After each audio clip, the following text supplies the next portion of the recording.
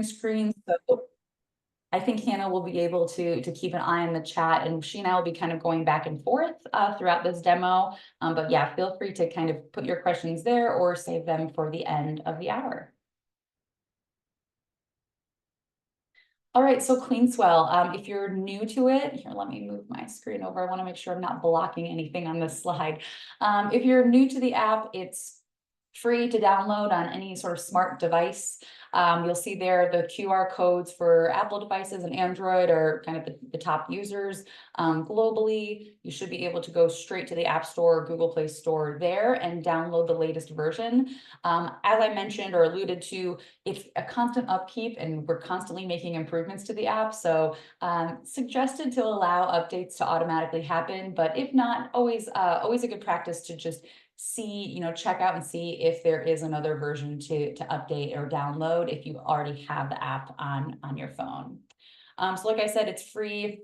We can provide you with kind of a little ad, like kind of what you see on the screen here. If you want to get the word out to your network of volunteers or your folks who might help manage any trash trap or trash capture device that you have, so that we can get you these QR code readers pretty easily, so that you can pass that along and get folks downloading. It does not require service or Wi-Fi when you're out in the field collecting data, but of course, just like any other app, you do need Wi-Fi in order to just initially download it.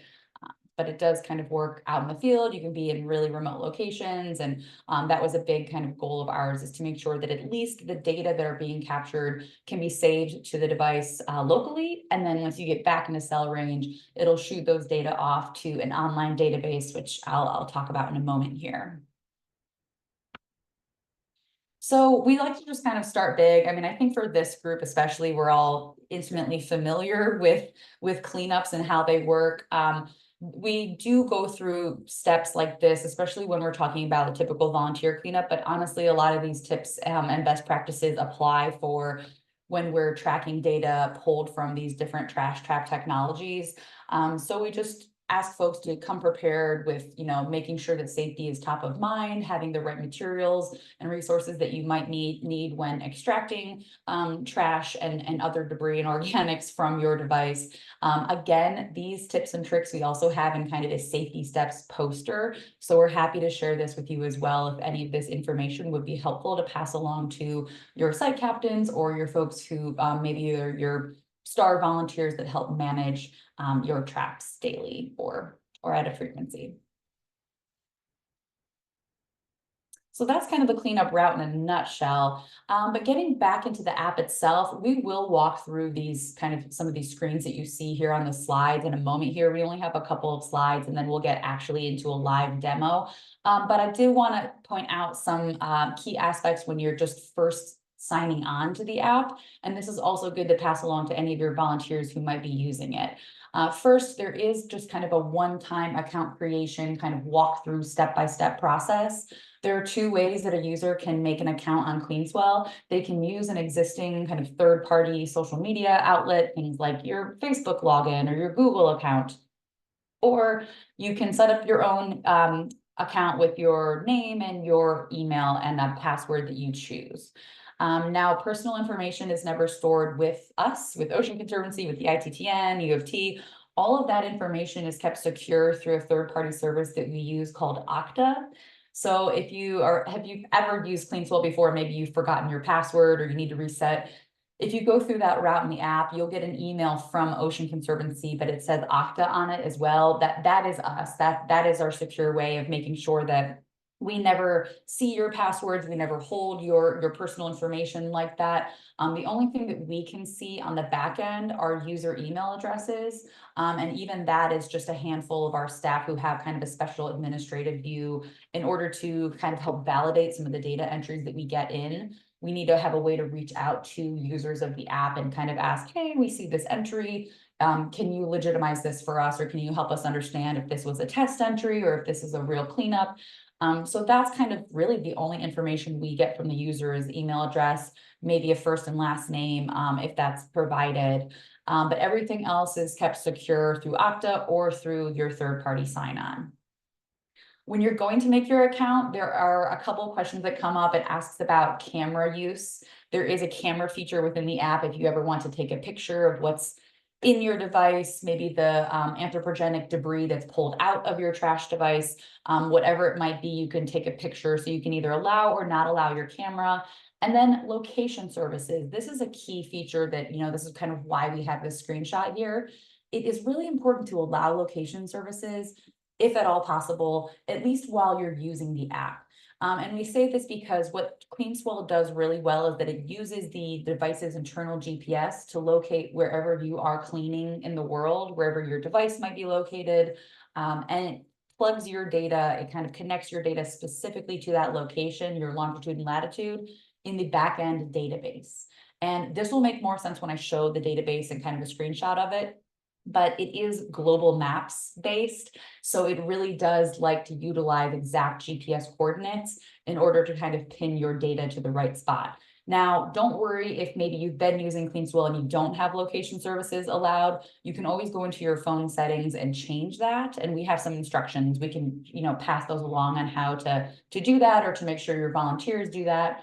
But also, if you submit data and you don't have location services turned on, it's okay. The entry still exists in like a global Earth or like a large, broad report, but it just wouldn't show, say, if you're zoomed into, I think that picture there is like Virginia Beach, Virginia. So you wouldn't be able to kind of utilize some of the location features in the database without having location services turned on. But the data are still there. They're still encompassed in global reports, and they're still part of the ITTN specific reports that we can extract from the system.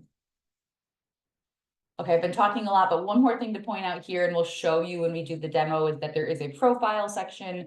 This is where you can choose your language preference. There's about a dozen different languages in the app right now. It's always helpful to know if you would find it helpful to have another language available. Please let us know. We really appreciate that feedback. And then, of course, your units of measure preference is also found in the profile page there as well. So you can switch between metric or imperial, depending on where you're collecting data and what makes the most sense for you.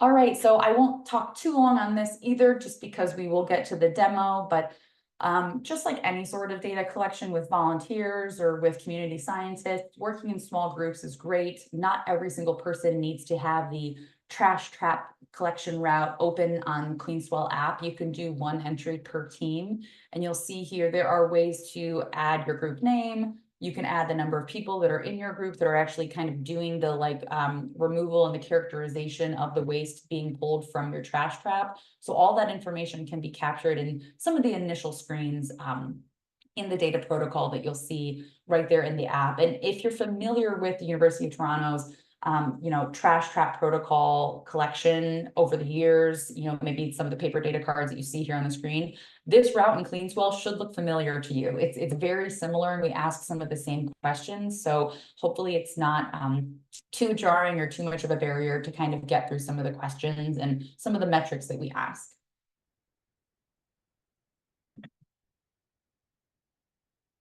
So recording the data, there are a number of entries within the app that are optional. There are some that are required. Sometimes we do need to know specific things like what type of trash trap are you working with. So we try to make it clear in the app where it is required. Also, that it's very sequential. So the next screen, it won't really allow you to move forward. Like the button will kind of be grayed out if you're missing something. So it's always a good trigger. Like if you're like, why won't it let me move ahead? You might want to scroll up and see what metric or what piece of data you might be missing. And we do have the goal of making that a little bit clearer moving forward. But again, there's always things adding to our wish list of how we'd like to kind of make improvements to the app. So that is one point of feedback that we've received. And if you don't know, using your best guess is totally fine. Some of these metrics, things like, has it rained within the last few days? Like if we're trying to get at, was there a wet event that might have impacted the amount of debris that's in your trap? That sort of thing. Use your best judgment here, and you can pass this along to volunteers. And we understand that we might not have the perfect answer for everything here, but use your best guess, where necessary. And then we'll make sure to show it in the demo, but there are a number of screens before you get to this finished screen that you see here. And then even when you get to this screen on the app, there's this option, it says, please check your numbers, and you can actually edit any of that final information that accumulates throughout your data collection process. You know, you can make edits for the next 4 to 5 minutes, and then any of those edits will save and kind of save over the data that's, you know, shoots off to the online database. So pretty cool there that you have an option to kind of, you know, revise, make any edits needed. And then when you know you're extra certain with your data submission, you can send it off to the database. Speaking of, this is the last slide before we jump into the demo, but you may be asking, where do the trash trap data go? Where do any CleanSwell data go? And the answer is TIDES. You can see the URL here. You're welcome to check it out. This we specifically made separate from Ocean Conservancy's website. It is owned by us and we operate and manage it, and we are constantly in here daily checking for reports, pulling data for scientists, for policymakers, for all the different ways that this really important trash data are used. And so we're in here a lot, but we kept it separate from the database just to have an added layer of security. There are hundreds of thousands, a few 100,000 data points in here already, mostly from the last 5 to 6 years of the international coastal cleanup. But we have added a really cool layer where we can just see trash trap data points as well. And you can parse out CleanSwell app entries versus paper data card entries, and there's all sorts of really cool features here. So if we have time after the demo, Hannah and I thought we could pop over to this website and share screen and kind of walk through navigating this system as well, if that would be of interest to the group today. I think from here, I'm going to stop sharing. I can pause and see if there are any questions, any burning questions in the chat. Otherwise, I will get us set up for the demo and kick it over to you, Hannah. Sounds good. Thanks, Sarah. Okay, so Sarah's going to be sharing her phone screen on the computer screen as we go through. And I will just be talking over each step as we go through the app. And it's, if anyone's watched the demo video already, then I'm sorry, you have to listen to me all over again. But I will be providing a bit more context as to why we've included certain things in the app and how we expect people to answer those data entries as we go through. Okay.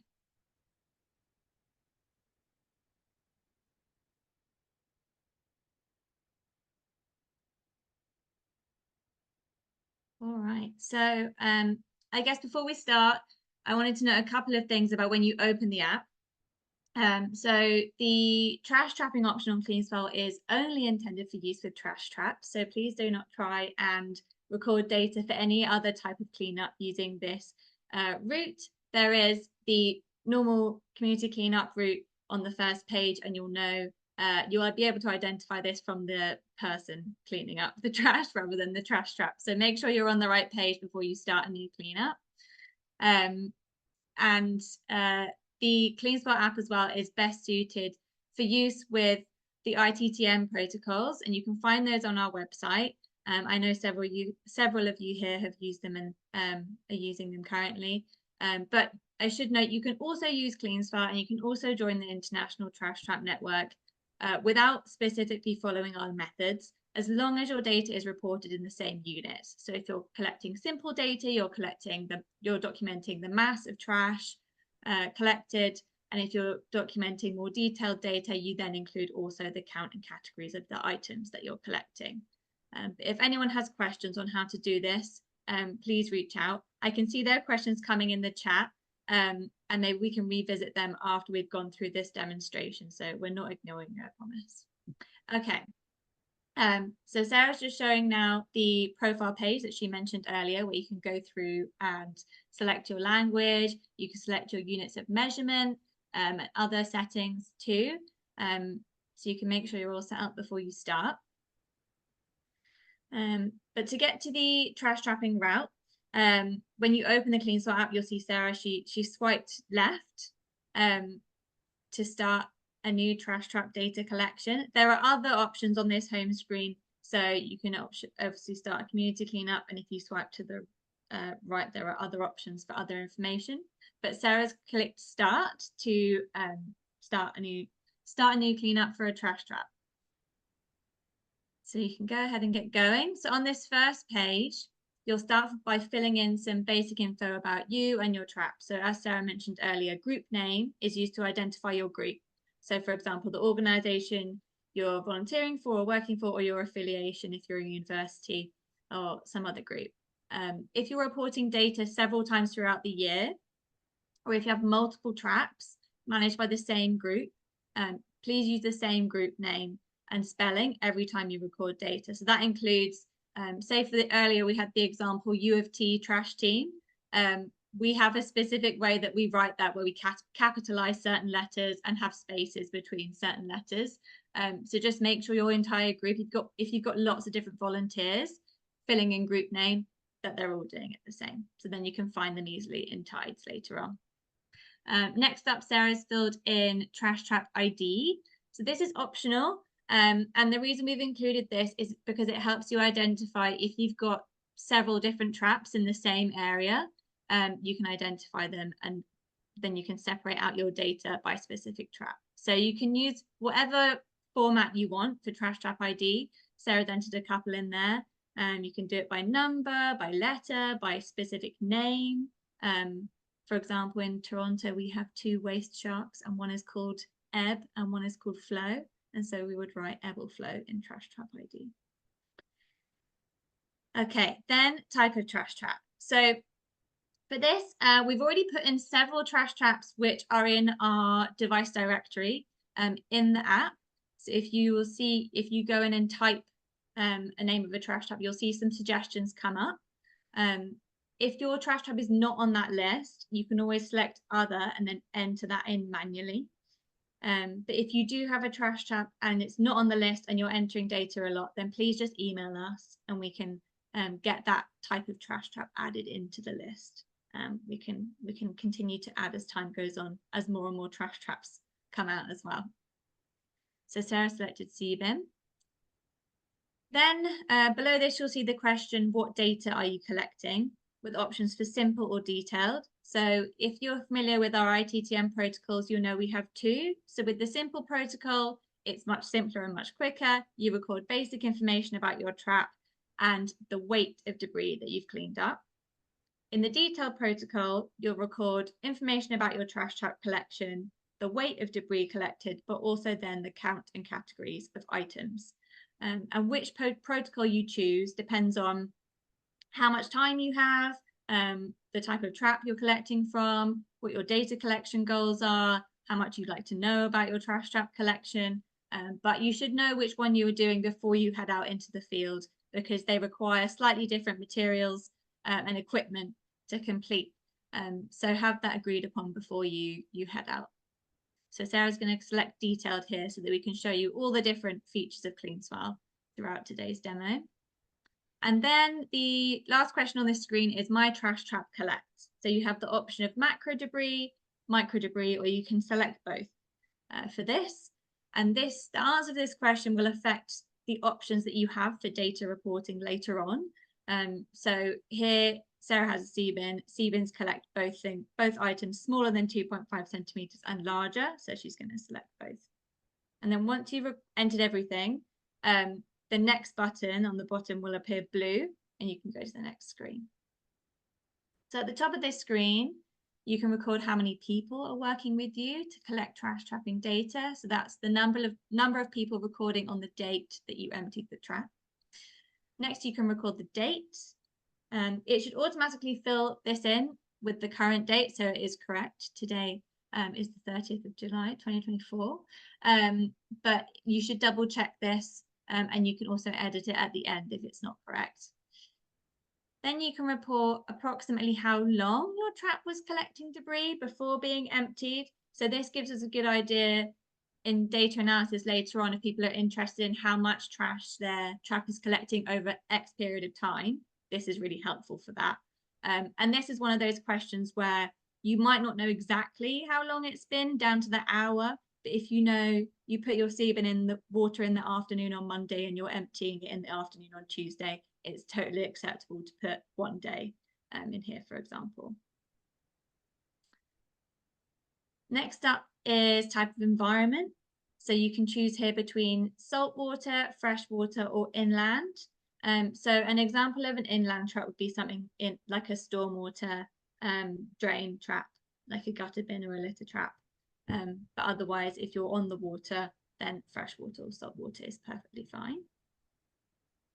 Then you can select the location of your device. So you have an option of a drop-down list. You can see marina, storm drain, ocean, river, beach, or lake. So you can select one of those. And then last on this screen, we have an option to enter data about whether it has rained since the last time your trash trap was emptied. This is helpful if you're interested in knowing how wet events affect how much trash you're collecting or how much trash is reaching your waterways, because we know there's definitely a relationship between the two. So you can choose to record this or not, it's optional.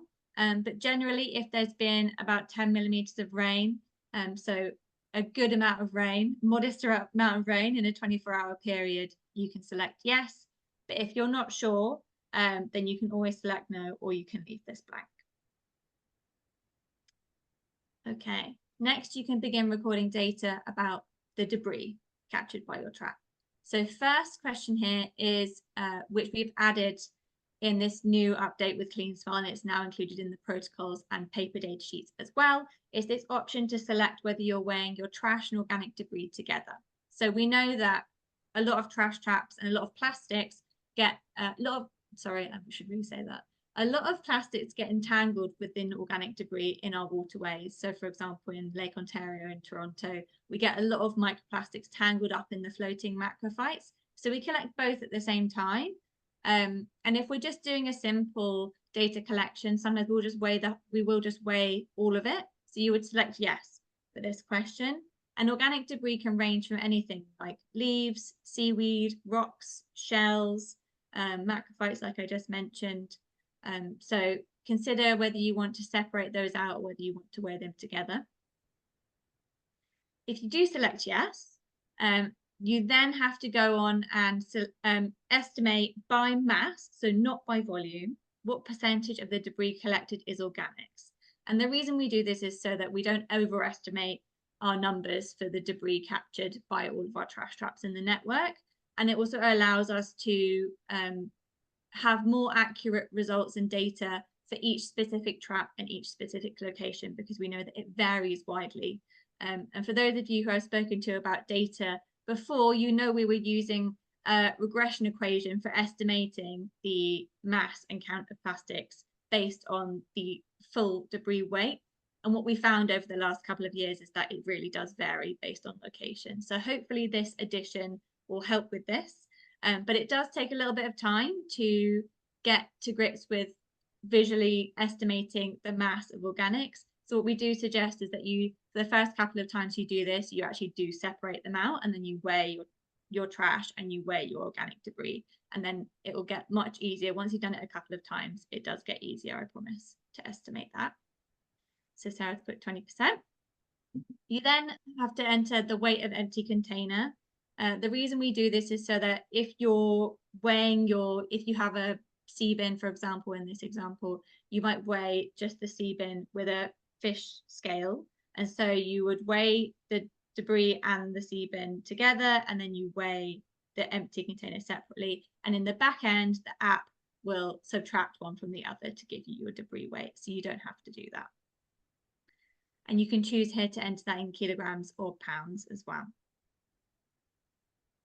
Next, another addition to CleanSwell and to our protocols is weighing a subsample of the total debris removed. So we included this because there are such a huge variety in trash traps around the world. Some are small and you can weigh everything very easily. Some collect a huge amount of trash, for example, the trash wheels in Baltimore, and you can't weigh everything at once.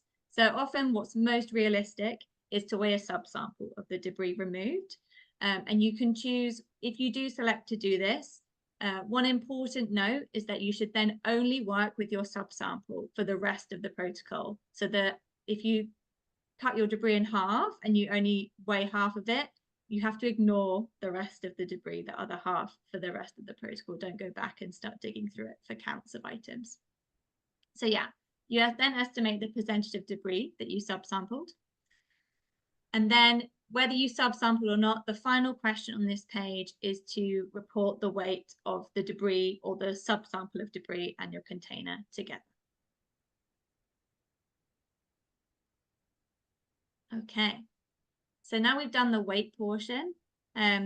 You're moving on to here. We've selected that our trash trap collects macro debris. So we're now on to the section where you can enter your counts for macro debris items. The first question here, again, allows you to subsample to count. So, for example, Sarah selected 50%, subsampled 50% of her debris to weigh. Within that, you can then subsample again. If you say, for example, you've got hundreds and hundreds of straws and you think, I don't have time to count or I don't have the amount of people or the capacity to do this, you can subsample again at this stage to count. And if you do select yes, then again, you have to estimate the percentage of the debris that you subsampled. And you can do this, estimate this visually. Okay, so once you've selected if you're subsampling or not, you can then go and record your item counts. So on this screen, there's a selection of icons to represent each item that you might find in your trash trap.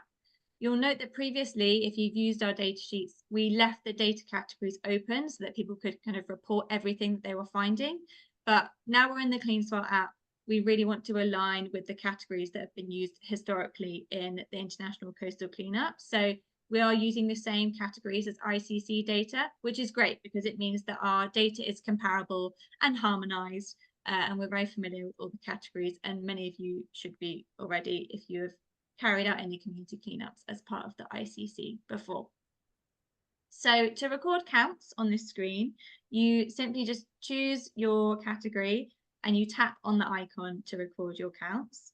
So you'll see here Sarah's adding some counts throughout. So each time you tap, the app will add on another tally to your count. If you have a large number of items to record, for example, if you have loads of large foam pieces, for example, you can hold down the icon until the orange circle appears and it will take you to a new screen. And then you can type a larger number in the box so you're not sitting there tapping on the screen for a long period of time. So Sarah's entered 26 here and you'll see the total's gone to 32. So that's because if you entered any numbers before you hold down the icon, whatever you enter on the new screen will be summed with anything that you've already recorded. So that's added together on there. And on that screen as well, on the straws option, you'll see, or actually we can't see it on this one, but you can also remove any item counts. So here Sarah can show in the top corner, it says remove all items from this category. And if you hold that down, it does ask you if you're sure, because sometimes you might have entered hundreds. But you can remove the total count and you can see the straws and stirrers, it's gone back down. And you can add them up again if you wanted to. So if you make any errors, you can fix them on this screen. Okay, so you'll see we've got lots of common items here. And then when you get to the bottom of the screen, you do have the option here to add a photo. So you can click on the camera icon and you'll see two options. You can take a photo using the app directly of what's in front of you, or if you've already got some photos that you've taken, you can add that in from your photo gallery. But on this photo option, you do only have the opportunity to submit one photograph. So if you have lots of macro debris items laid out on a tarpaulin on the ground, make sure you get them all within the same frame in the same photo, so that you can see everything together in one. Okay, now on to micro debris. So that's anything smaller than 2.5 centimeters, which is the same as we record tiny trash in the International Coastal Cleanup. So if you're following the ITTM protocol, you should be left with a pile of micro debris items in your sieve and you can sort through those. So here, again, we have an option to subsample. I expect that this is probably the point at which many people will choose to subsample, because if you've got hundreds and hundreds of micro debris items, you may want to save yourself a bit of time here. So here Sarah subsample said yes and then entered 25%. So she split her micro debris into 4 and taken 1/4. The process here for recording item counts is the same as for macro debris items. We have 5 categories of micro debris. So we have fragments, films, foam, pellets, and other. And these categories we've been using for the ITTN data collection for the last few years, and they're common categories that you'll see in microplastics data, so that's why we chose them. And the process is the same Sarah's showing you now. You can tap to record counts, or you'll most likely enter one large number at once, so you can hold down and enter those larger numbers for each category. And at the bottom of this screen, you can also share a photograph. The process is the same as for macro debris. So it's one photograph, and you can choose to take it through the app or just from the photo gallery on your mobile device. Okay, so once you've completed this page, you've reached the end of your trash trap data recording. So that's the most extensive version that you will have to do, because Sarah selected detailed and then selected yes to every option that gave you an additional option. So that's the longest it would take you if you're entering the data. And then you get to this page. It's kind of a summary of all your final numbers, and you can go through, as Sarah mentioned earlier, and kind of check everything you've entered is accurate. And if you want to go and edit something, you can click edit and change the numbers slightly before you finalize your numbers. But everything looks great. So Sarah's just changing, a couple of things here. All looks good. In this bottom box, you have an option to add comments. Hello. So this could be anything interesting that you found in your trash trap, or that might come under the category of other plastic items or miscellaneous items, or it might be something like your sea bin was unplugged during the time since it was last emptied. You can enter all of that kind of thing in the comments box, and it will go into your data, and you can look back and check this afterwards. Okay, so if you're ready, you can click submit and return to home, and it will take you back to the home page. And then you have finished your trash trap data recording. So you can go through and have a little play around in Cleanswell if you want to. But that is the process from start to finish. Sarah, did I miss anything important that you wanted to add? No, I think that was really thorough. Thank you, Hannah. What you guys see down here on my screen, I have a testing version of the app. So Hannah, thanks for bearing with me on all the updates thrown at you. Depending on where you're located, there may be an international coastal cleanup partner in your area where you kind of see who that partner is. It might be you. It might be, you might want to be interested in joining this and kind of having your branding there. So you can reach out to me about that if you're curious on how to do that. I'm obviously not in Singapore. I'm testing it right now, but I am joining you from Virginia. So that's why you see that logo up there right now. And I guess the only other thing, we saw profile. If I go back to profile, you can see your personal progress.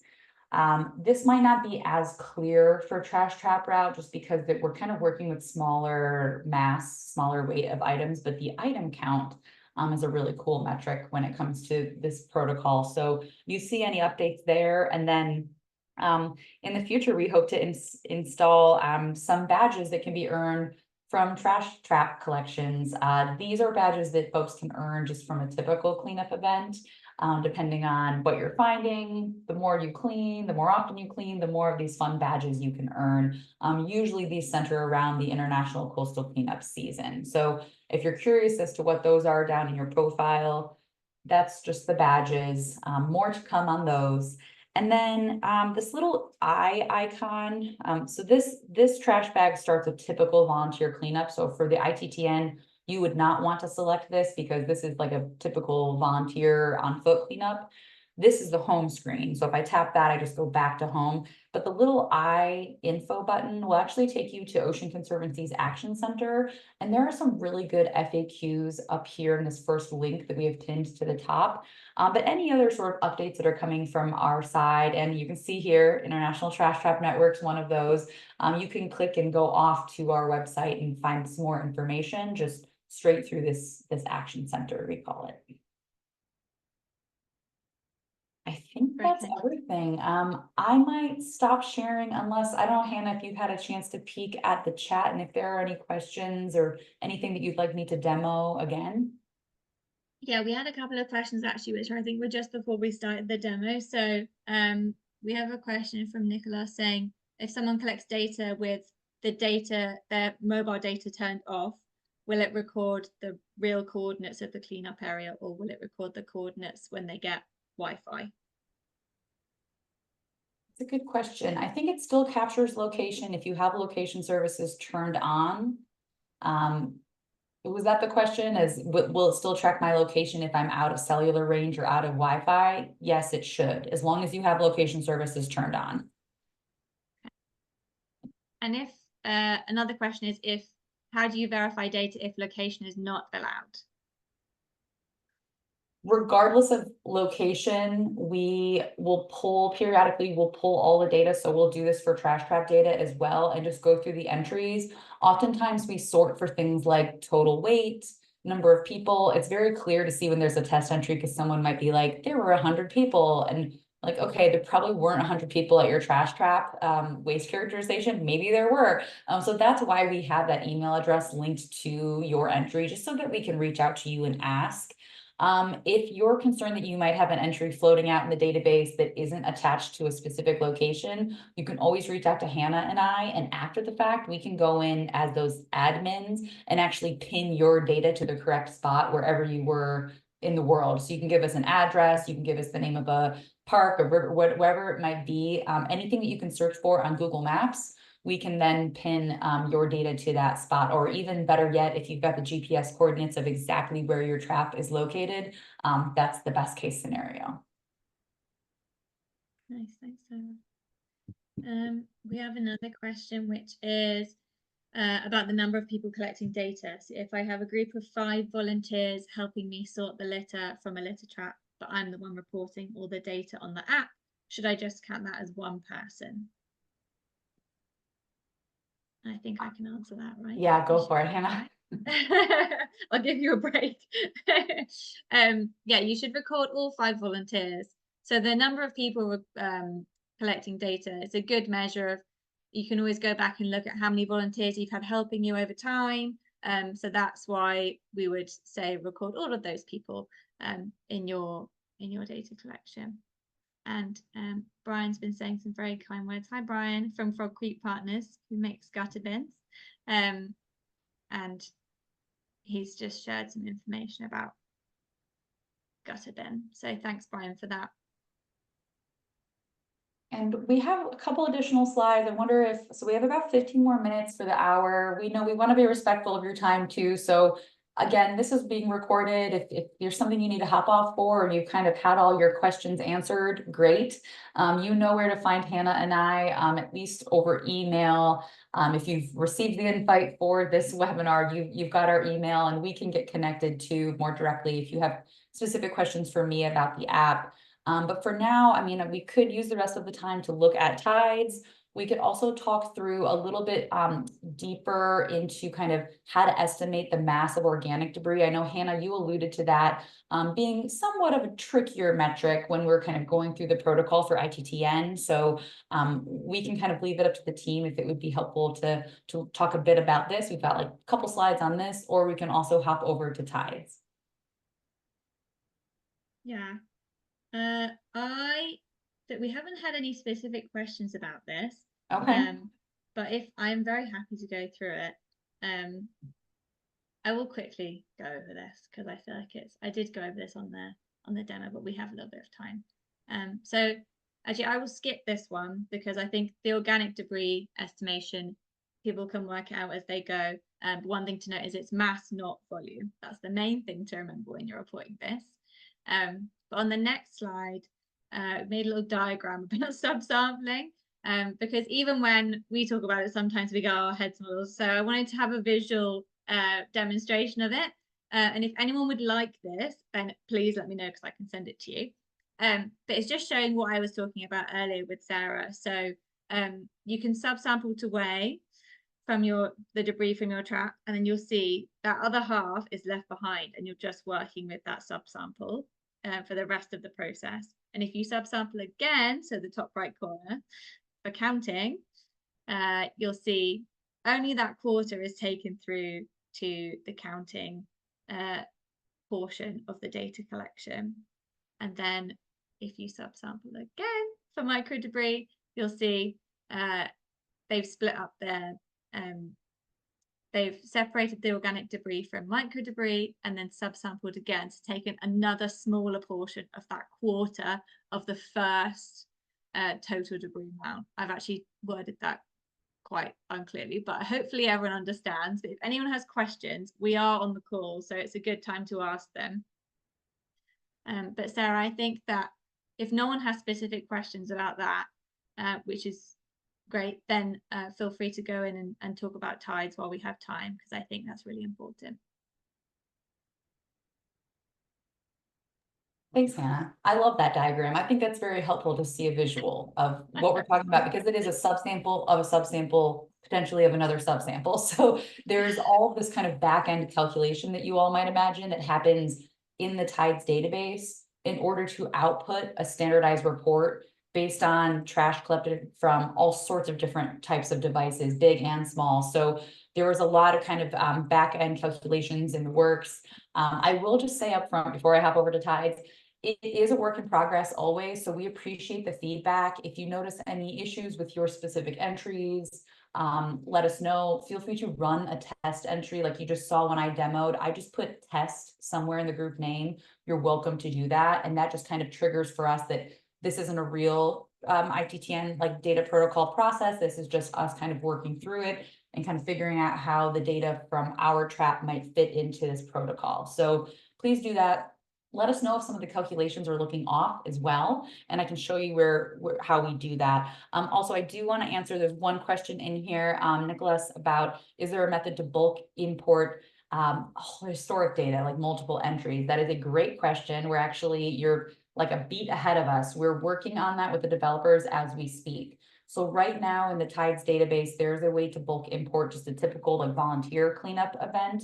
And we can do that kind of through we use like a CSV, very simple Excel spreadsheet to unify that along our metrics and then import it into the system. We are building one of those for this ITTN data protocol process as well. So what we would do there is you'd probably want to reach out to Hannah, maybe share the data that you currently have, like what the formats look like. Hannah can take a look at it with her expert eyes and kind of see which metrics align where, maybe which ones might be missing that we can kind of still grab from you, or if not, use our best judgment. And then we will soon have that tool, so that by no means do you need to go back in through CleanSwell and like do every single entry that you just saw us do for, you know, if you have like dozens or even just a handful of old historic cleanups. Like, we don't want to waste your time. We want this to be streamlined. So just send it to us and we can work with it in the bulk import tool when we have that soon. Hopefully in the next month or so, we'll have that available. One moment here. I'm just going to hop over to a web browser very quickly. Get that going. Share my screen. Just want to make sure. All right, so hopefully you guys can see my browser here with coastalcleanupdata.org typed in. And I'm going to log in really quick. There is an option to create an account. We recommend it. It allows you to see more of the raw data. So you'll see here in the top right, it says sign up. You can make a free account. You can make it whatever, email address and password you set for it. This is different from the CleanSwell app. We do get this question quite a bit. They're not the same system. So you wouldn't be able to say log in here with your CleanSwell credentials and then see your CleanSwell entries. It doesn't quite work like that yet. We hope down the road to get that way, but this is really just so that you can have a profile, you can see more detailed data. We kind of did this to honestly eliminate like bots that we're getting into the system. Like, we need to know that it's like real humans trying to access the data. And then you can of course set your like units of measure preference as well. Very similar to the app, but it is a different login. You can make it the same if you want, but it's a different account. They don't quite read quite yet. So let me just log in very quick on an existing account that I have. And I'll just very quickly show you. So this is the home page. You'll see it's very map based, and you can right away kind of see that global map. You can see kind of, these are the overarching 35-year plus running grand totals of data collected across, many years of the International Coastal Cleanup. What you'll want to do in order to find trash trap data is just go up here to view reports. the map will reload. It has a lot of entries in it, so you'll see it's already defaulting to showing just cleanups from the last 6 months. But you can change this, and I recommend doing this right away. If you're trying to find cleanups from maybe just the last month, again, it'll reload, give it a second to kind of breathe there. Custom range, say maybe I want just the month of July thus far. I can set that exact time frame, have it reset again. And then the really cool feature is here at cleanup type, you can go down here and click trash trap. Make sure you hit submit. Then the filter will show, you'll get that nice orange ribbon telling you, hey, you have this filter applied. And then you can zoom in and see all the really cool trash trap data, maybe a couple of test entries still in the system, but these yellow pins are noting all trash trap data. And then you'll see I'm zooming in slowly. I'm zooming in on the Toronto area or Ontario. And as I zoom further and further, what it's doing, the map is adjusting to, or I guess I should say the right side panel is adjusting to how I have the map oriented so that it's showing me, yep, you can still see a Google, like an Earth report, a global report, but then I can see country reports. I can go into US as well, Ontario, or I could zoom in even further and it will show me like specific zones. These are all just delineated based on how Google Maps works.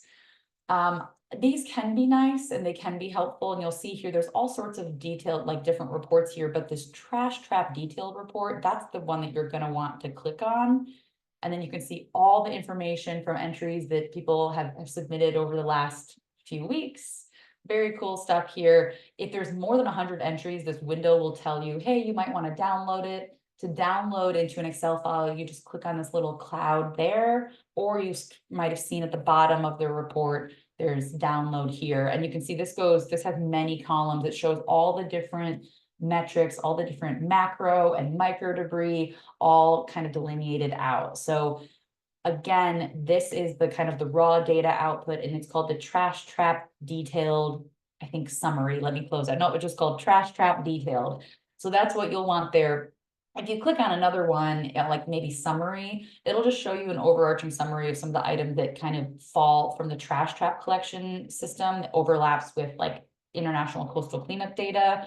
And you can kind of see the breakdown here, but this again is mostly macro, larger debris, but you could still download that report too if you're interested. But for this group specifically and for these data, this trash trap detailed is going to be the best report for you. I know we only have 5 minutes left, so I just want to show one more feature that's super cool that your teams might find helpful, especially if you're managing a number of traps like what you kind of see here in a smaller area.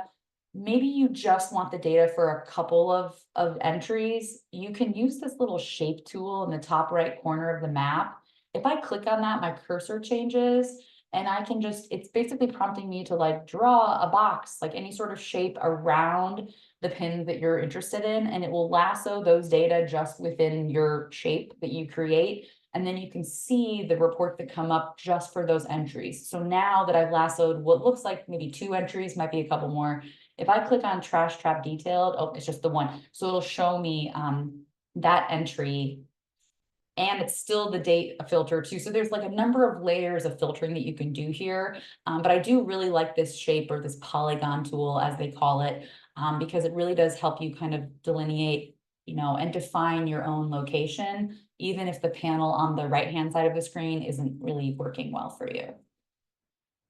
Can zoom back out. And I mean, you could draw a shape that's very large as well. It might take the system a minute to load, but it just does the same thing. And sometimes it'll highlight it a different color. Like you see the pins are now green. So it's just capturing, all the data there. And then I can go to trash trap detailed and download this specific report.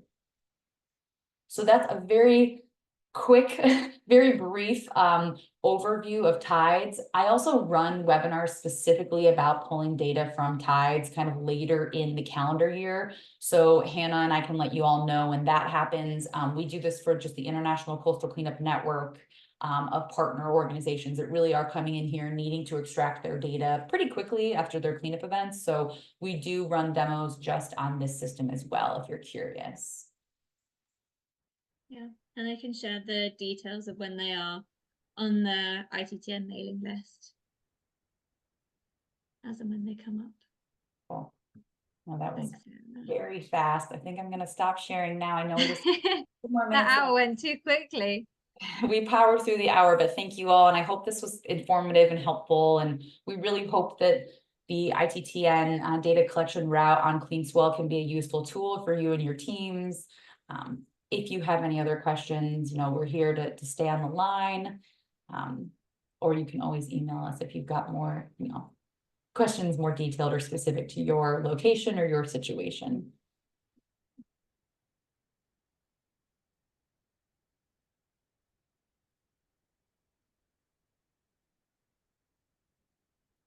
Thank you, thank you.